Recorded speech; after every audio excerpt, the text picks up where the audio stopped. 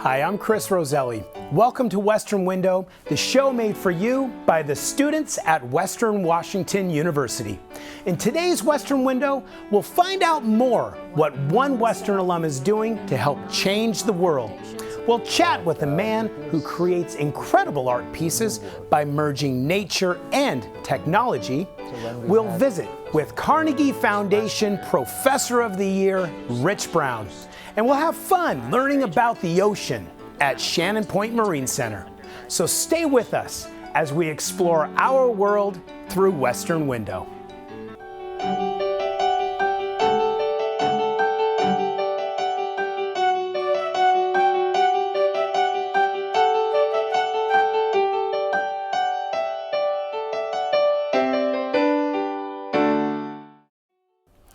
Deborah Atwood graduated from Western in 1977 with a BS in environmental toxicology and nutrition. Now, almost 4 decades later, she helps people engage in society's toughest issues and make informed decisions. Addressing global concerns such as climate change, food security, emerging technologies, public health, and sustainability, she brings people together on the local, national, and international stage to learn from each other and build mutual understanding. Western student Jose Salazar got a chance to sit down with Miss Atwood to find out more.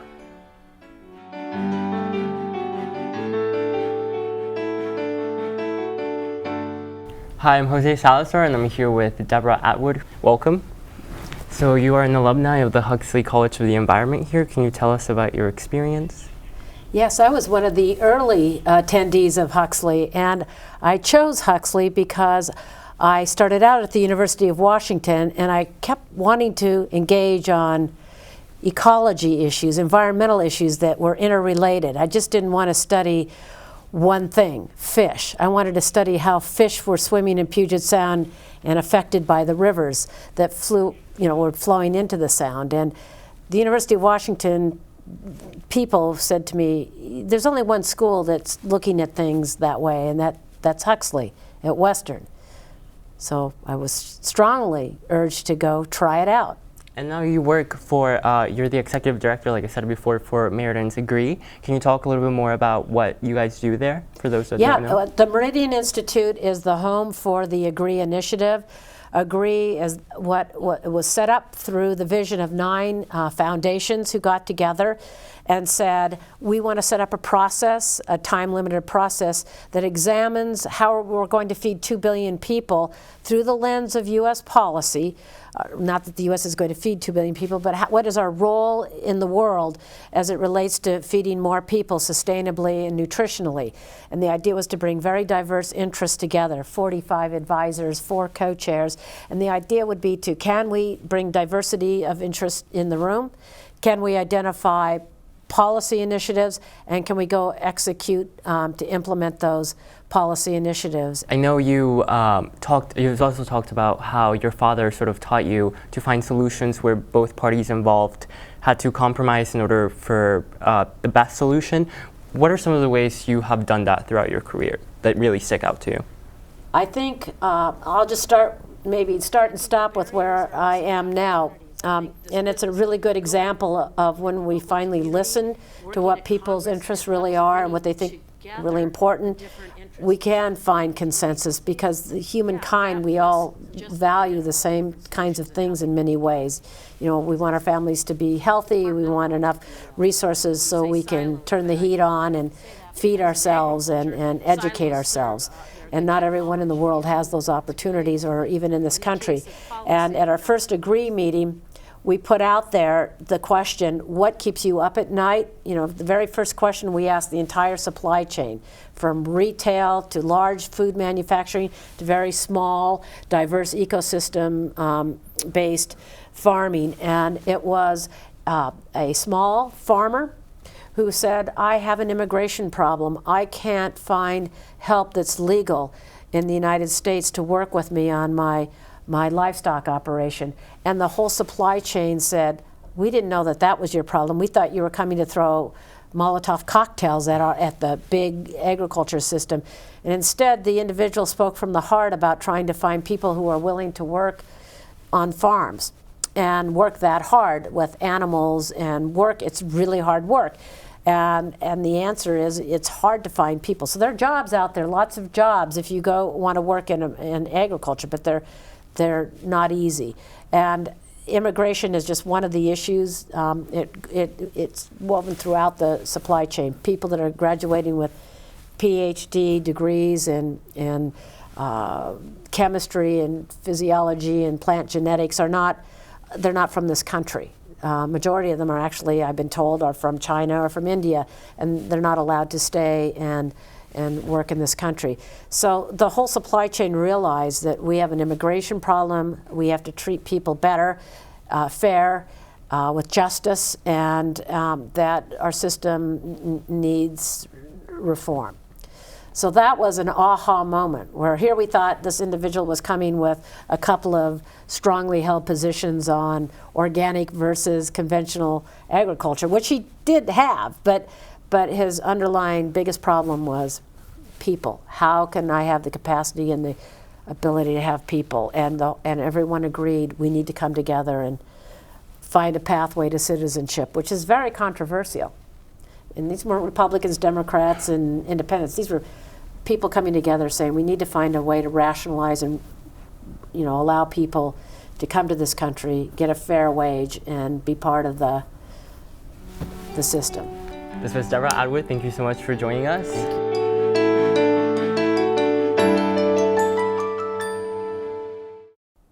Professor Rich Brown came to Western Washington University in 2006. He teaches psychophysical acting, Suzuki, viewpoints, comedia, and devising.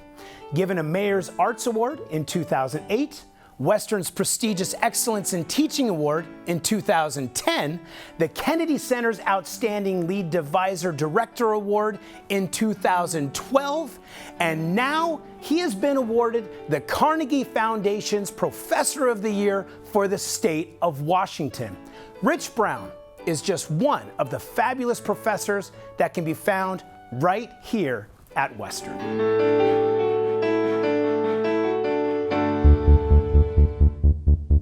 My name is Rich Brown. I teach physical acting and devising, which is collaboratively created new work here at Western Washington University. In devising, a group of theater artists will get together and they will collaboratively work together to create everything. The script, the movement, the music, the design, you name it. We participate in the Kennedy Center's American College Theater Festival that's run out of the Kennedy Center in DC. And part of that is you have a respondent come from another university who has nothing to do with your students or your show and give you feedback on your work. And that year, us received 3 national awards. Then in 2013, we created another device piece called Soapbox. Again, we had a respondent and decided to enter it to participate, and it also got selected to go to the Regional Theater Festival. And then just last year, we created the show /Faust. We created a narrative about this character named Felix, who was a contemporary filmmaker who suddenly got some recognition at a couple of film festivals like South by Southwest, that kind of thing, and then suddenly, of course, his ambition takes him down a Faustian journey. He likes to lead you towards where you want to go, but he will not force you to find the answer. You have to find the answer, but he knows exactly what to do to get you to find it.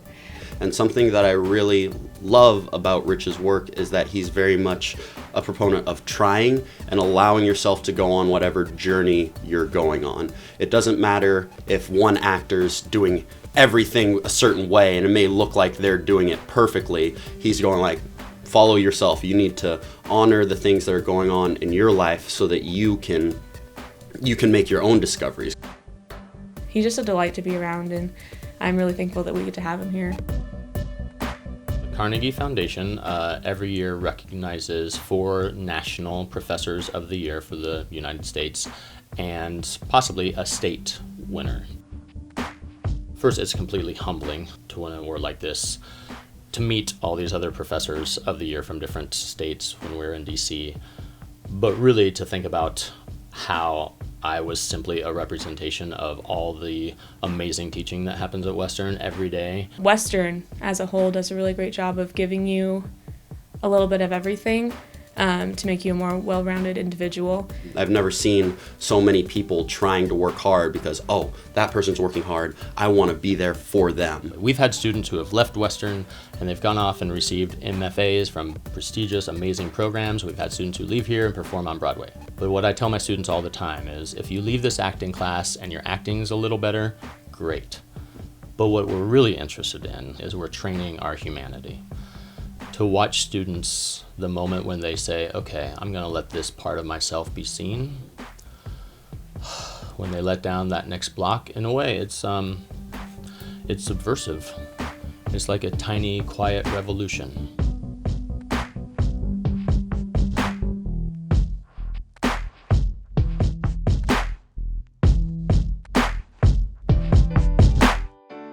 The Shannon Point Marine Center, located in Anacortes, Washington, is a hidden jewel. This Western Washington University facility introduces students, old and young, to the wonders of the sea around us. Shannon Point offers opportunities for school children, grandparents, undergrads, and graduate students to try their hand at marine research and understand how the ocean affects us all.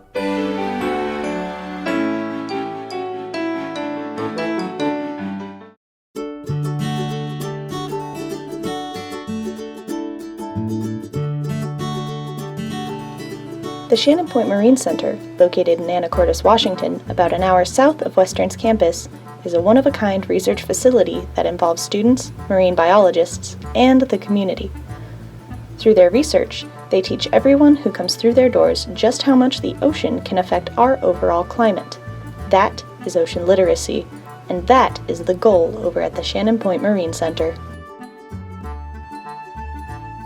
It's starting to sink into the public consciousness that climate change is a reality, and the ocean and the atmosphere are highly interconnected, and the weather that we're dealing with is all about what's going on in the marine environment. So we need to understand the climate and the ocean together. Western has a wonderful reputation in environmental sciences, and it has some really good marine scientists and oceanography type scattered all around the departments, as well as here at Shannon Point Marine Center.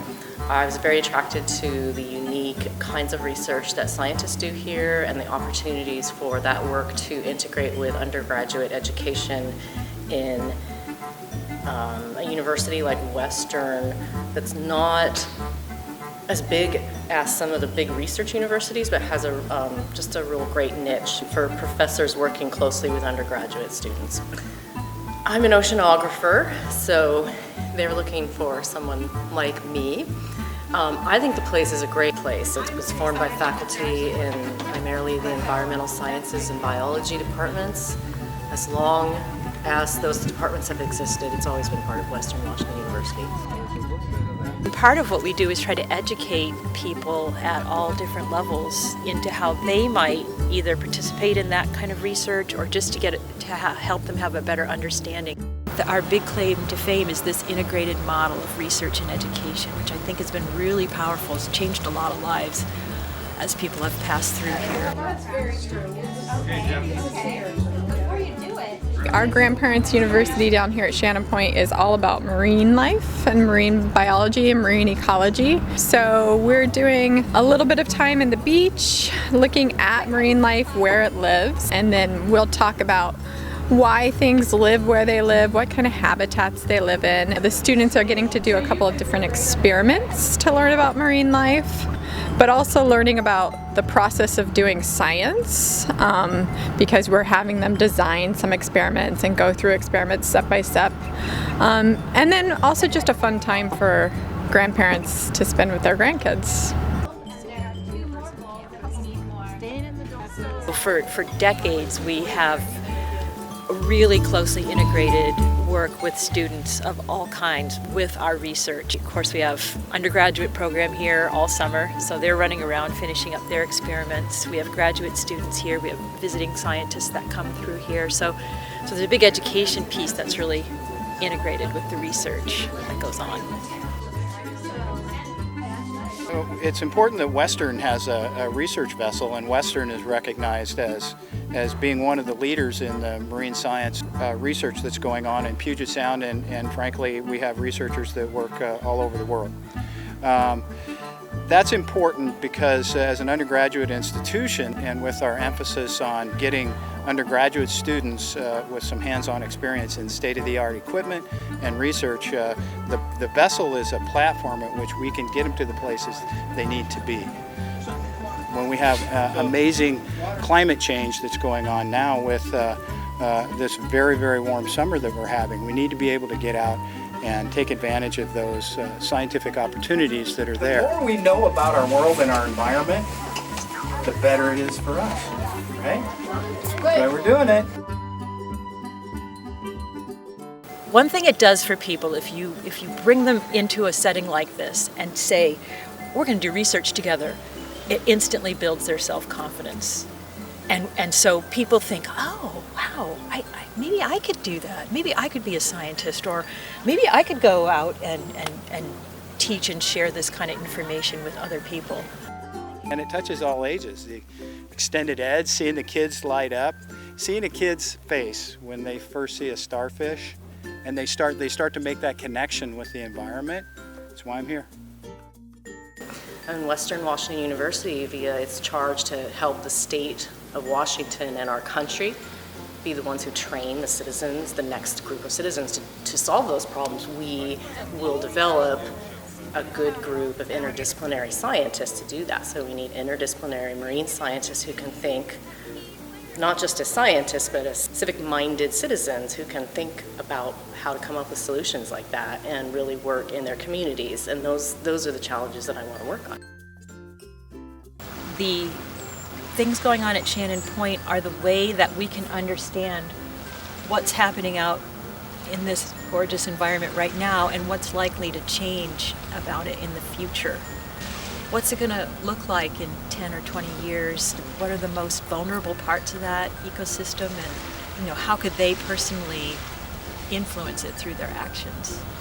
It's almost impossible to come up with something that isn't affected by the ocean, by marine science, and by the rivers, and by the weather, the rain. All of it's so interconnected. How is this affecting just our life and all of the things that we enjoy?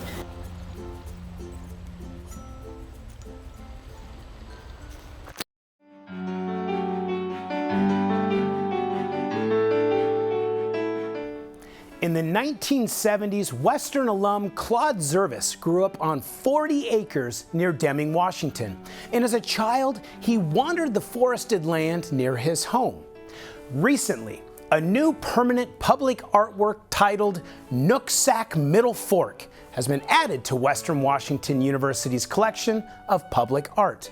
Service is known for his exploration and merging of light, nature, and technology. And this amazing new installation is no exception.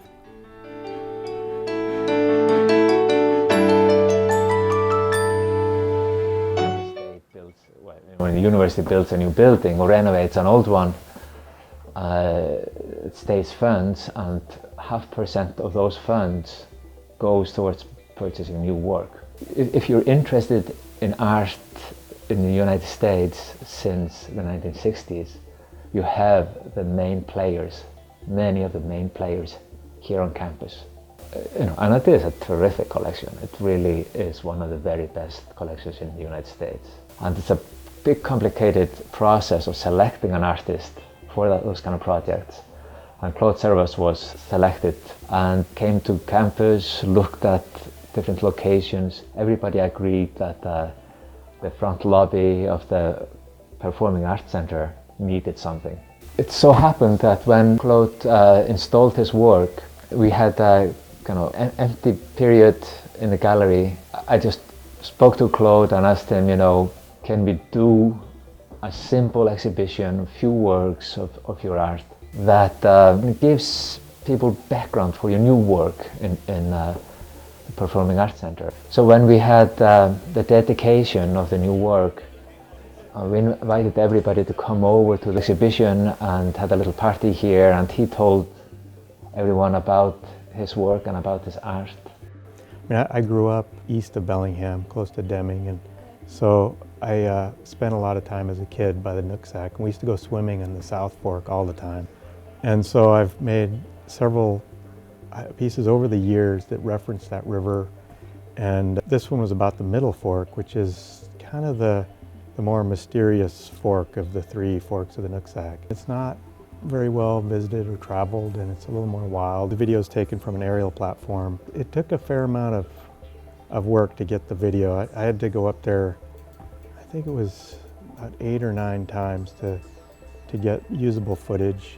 So I had to like hike from one river bend to the next and get all 4 in the same 1 hour period. So, and I'm not like in the best of shape. So it was just like this big backpack with this drone and all this other crap, and then running from one to the other, and then, you know, flying. And I'd never flown a drone before, so that took a little while too. And then it's stitched together, not digitally, but using just the positions of the monitors. He took the films and added them together to create a circle, so that it looks like the river is flowing in a circle. He can work with complex equipment and make that do things that most artists are not capable of.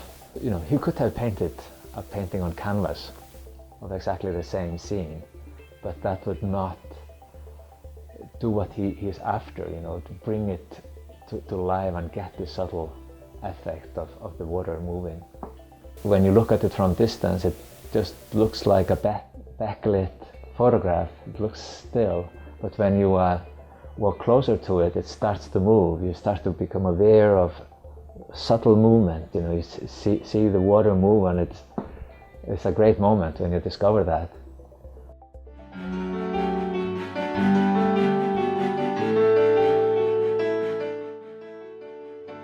Designed to empower and cultivate community among Black students in Washington State, Western Washington University recently hosted its first ever Black Excellence Conference. Workshops offered during the day included community building and a discussion on campus climate, as well as hip hop, activism, and mental health. One of the highlights of the event was the Black Excellence Ball, where Western students from across campus, alumni, and community members had an opportunity to have a good time, dance to some great music, get to know one another, and eat some ice cream.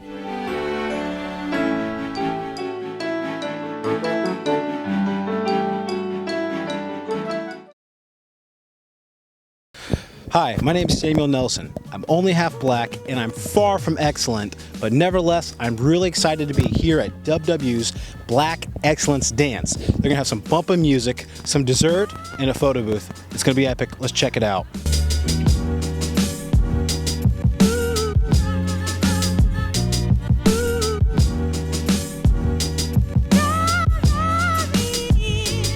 What are you guys most looking forward to tonight?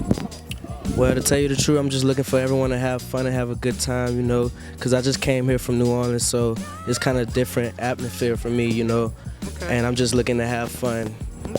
I'm really looking forward to hanging out with all my friends, some good food. I heard there's an ice cream bar, so I'm really excited for that. There's definitely ice cream. I also heard there was an ice cream bar.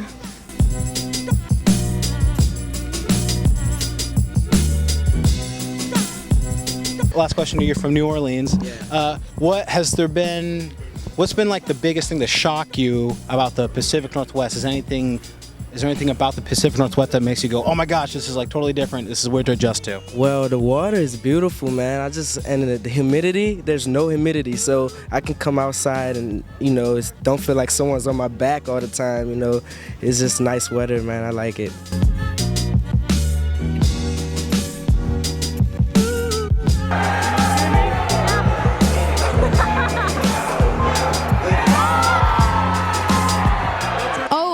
definitely looking forward to everyone celebrating, honestly. Like, this is what it's for the students to come together. We have people from out of state and from other schools coming in and just coming together and bringing liveliness and celebrating literally Black excellence on campus and bringing people into this community and building that community and celebrating it. And I'm having a great time, and I feel like other people are too. Boy, honestly, it's just seeing everyone here come together. It's been definitely a rough time for Black students on campus, particularly with like some of the events. So it's nice to see like, you know, a lot of the students here having fun, enjoying themselves, and really just kind of celebrating Black excellence. So a little bit of everything, you know. All right, and you're going to be graduating shortly, right, or roughly? Yeah. So this is my last like physical quarter here. I'm doing some studying abroad in the fall, and then when I get back, I'll graduate. So. Woo. Say what? I'll be in London, Paris, and Rome. Oh, snap! Well, Bellingham's always been a great place. As far as I'm concerned, man, I went to school here years ago. My daughter goes to school here now. So Bellingham is like, it's been like a time capsule, man. Not much has changed, believe it or not, since the 80s. New Jack City. Oh, man, I'm tired. Yeah. Thank y'all, man. Have a nice night. This is excellent. What y'all doing tonight is a beautiful thing.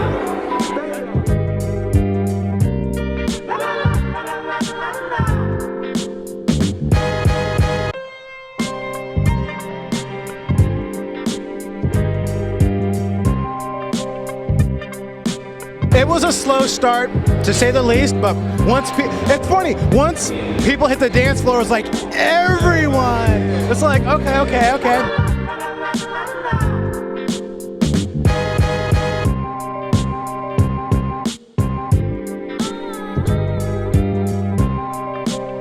I am with Ben, Shotstone, and they're from Federal Way. Right off the bat, coming from Federal Way.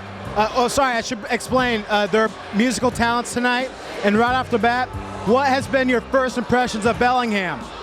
Man, it's actually kind of popping, man. I didn't expect to see all this turning up here, you know. I thought it was more book reading. But, you know, they turning up, and it's a beautiful thing. First impressions of Bellingham? I'm surprised. You can see it on my face. I'm pretty surprised. It's nice, though. I like it. It's just not what I thought it'd be. It's awesome, though. It's awesome.